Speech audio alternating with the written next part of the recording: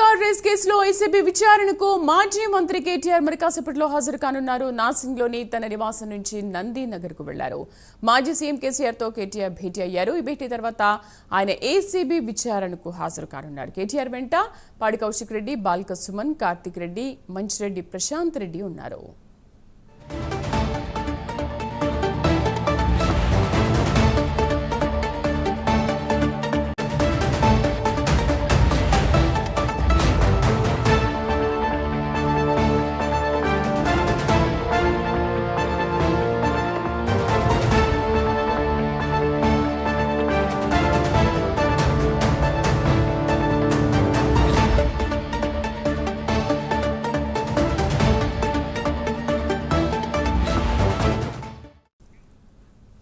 Formula ఈ car race కేసులో ACB విచారణకు మాజీ మంత్రి కేటీఆర్ కాసేపట్లో హాజరు కానున్నారు. నార్సింగ్లోని తన నివాసం నుంచి నందినగర్కు వెళ్లారు. పూర్తి సమాచారాన్ని మా కరెస్పాండెంట్ చందు లైవ్ లో అందిస్తారు.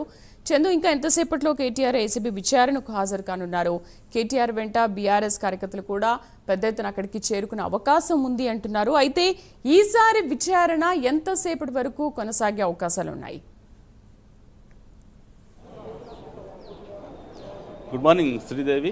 ఫార్ములా ఈ రేసు కేసు విషయంలో ఈరోజు మరోసారి ఏసీబీ అధికారులు కేటీఆర్ను విచారణకు పిలిచారు. ఈ క్రమంలోనే ఆయన కొద్దిసేపటి క్రితమే తన నివాసం నుంచి ఆయన బయలుదేరి నందినగర్లోని కేసీఆర్ నివాసానికి చేరుకున్నారు. ప్రస్తుతం కేసీఆర్తో ఆయన భేటీ అయ్యారు. ప్రధానంగా ఏసీబీ కేసు విచారణకు సంబంధించిన అంశంపైన ఆయన కేసీఆర్తో చర్చిస్తున్నట్టు తెలుస్తుంది. అక్కడి నుంచి నేరుగా ఆయన తెలంగాణ భవన్కు చేరుకుంటారు. ఇప్పటికే తెలంగాణ భవన్కు పెద్ద ఎత్తున పార్టీ సంబంధించినటువంటి ముఖ్య కార్యకర్తలు, అదేవిధంగా ఎమ్మెల్యేలు, ఎమ్మెల్సీలు, అదేవిధంగా మాజీ కార్పొరేషన్ చైర్మన్లు అంతా కూడా ఇక్కడికి చేరుకున్నారు. వాళ్ళందరూ కూడా కేటీఆర్ రాక కోసం ఎదురు చూస్తున్న పరిస్థితి కనిపిస్తూ ఉంది.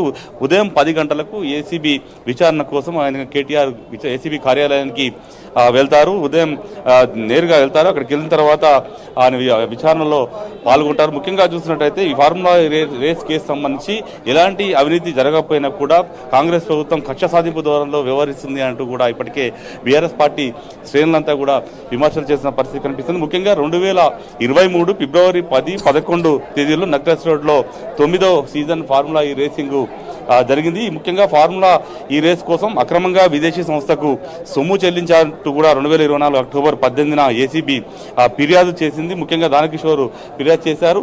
ఈ క్రమంలో ప్రభుత్వానికి 54 కోట్ల మేర నష్టం వాటిల్లిందని కూడా ఇప్పటికే ఫిర్యాదు చేశారు. ఈ కార్ రేస్ వ్యవహారంపై డిసెంబర్ 19, 2024 కూడా కేసు నమోదైంది. ఈ కార్ రేసులో A1గా BRS party working president KTR A1గా ఉన్నారు. అదేవిధంగా A2గా ఐఏఎస్ అధికారి అరవింద్ కుమార్ ఉన్నారు. అదేవిధంగా A3గా HMDA అప్పటి సిఈ బిఎల్ఎన్ రెడ్డి కూడా ఉన్నారు. ఈ ఏడాది జనవరి 8న అరవింద్ కుమార్ కూడా విచారణ పూర్తి జరిగింది. అదేవిధంగా కేటీఆర్ను విచారించేందుకు గవర్నర్ జిష్ణుదేవ్ శర్మ కూడా అనుమతి ఇచ్చిన నేపథ్యంలో జనవరి 9న ఏసీబీ విచారణకు కూడా కేటీఆర్ హాజరయ్యారు. ముఖ్యంగా జనవరి 10న బిఎల్ఎన్ రెడ్డిని కూడా ఏసీబీ విచారించింది. ముఖ్యంగా విదేశీ సంస్థకు అక్రమంగా 54 కోట్లు చెల్లించినట్లు కూడా అభియోగం మోపారు. ప్రధానంగా 2023 అక్టోబర్ 9 నుంచి డిసెంబర్ 4 వరకు కూడా ఎన్నికల కోడ్ అమల్లో ఉండగా ఈసీ అనుమతి తీసుకోకుండానే చెల్లింపులు చేశారంటూ కూడా ఈ ఫిర్యాదులో పేర్కొన్నారు. ముఖ్యంగా కేటీఆర్ ఆమోదంతోనే నిధులు విడుదలైనట్టు కూడా ఆరోపణలు అయితే వెలువెత్తున్నాయి. ముఖ్యంగా 2023 ఫిబ్రవరి 11న ఈవెంట్ కోసం ఎంఏయుడి తరఫున 12 కోట్లు హెచ్ఎండిఏ ఖర్చు చేసింది. ముఖ్యంగా ఫార్ములా రేస్ కోసం 3 నెలల్లో 600 కోట్లు చెల్లించేలా ఒప్పందం కూడా చేసుకున్నట్టు కూడా ఈ కేసులో పేర్కొన్నారు. ముఖ్యంగా అవినీతి నిరోధక చట్టంలో సెక్షన్ 31A రెడ్ విత్ 32, అదేవిధంగా 409 రెడ్ విత్ 120B కింద కేసు ప్రస్తుతం నమోదు చేశారు. ముఖ్యంగా నేరపూరిత దుష్ప్రవర్తన, పబ్లిక్ సర్వెంట్ తనకు అప్పగించిన ప్రభుత్వ ఆస్తిని దుర్వినియోగం చేయడం, నేరపూరిత కుట్ర ద్వారా విశ్వాసఘాతుకానికి పాల్పడడం అనేటువంటి సెక్షన్ల కింద కూడా ఆ కేసు అయితే ప్రస్తుతం నమోదు చేసినట్టు తెలుస్తోంది. ముఖ్యంగా చూసినట్టయితే ఇప్పటికే ఈ కేసుకు సంబంధించి కొద్దిసేపు క్రితమే ఎక్స్లో కేటీఆర్ కూడా ఎక్స్లో కామెంట్స్ కూడా చేశారు. ముఖ్యంగా కాంగ్రెస్ పార్టీ విచారణలు, కమిషన్లతో, రాజకీయ వేధింపులతో తాము వెనక్కి తగ్గేదే లేదు. అదే 6 గ్యారెంటీల అమల్లో మోసాన్ని ఎండగట్టడంలో ఇవేవి కూడా మాకు అడ్డు రావు. అదేవిధంగా ఎన్ని కుట్రలు చేసినా కూడా బీఆర్ఎస్ పార్టీని ఆపలేరు అంటూ కూడా చెప్పారు. ఎన్ని కుట్రలైనా చేసుకోవాలనుకుంటూ రేవంత్ రెడ్డికి ఆ కేటీఆర్ ఎక్స్ వేదిక కూడా సవాల్ విస్తున్న పరిస్థితి కనిపిస్తూ ఉంది. మరి కాసేపట్లోనే ప్రస్తుతం కేటీఆర్ కేటీఆర్ అయితే ఇక్కడికి రాబోతున్నారు. ఇప్పటికే నేతలంతా కూడా ఇక్కడికి చేరుకున్నారు. ముఖ్యంగా కేటీఆర్ వచ్చిన తర్వాత ఇక్కడి నుంచి అంతా ర్యాలీగా ఏసీబీ కార్యాలయానికి బీఆర్ఎస్ పార్టీ శ్రేణులంతా కూడా కేటీఆర్ వెంటే వెళ్లేందుకు సిద్ధమయ్యారు.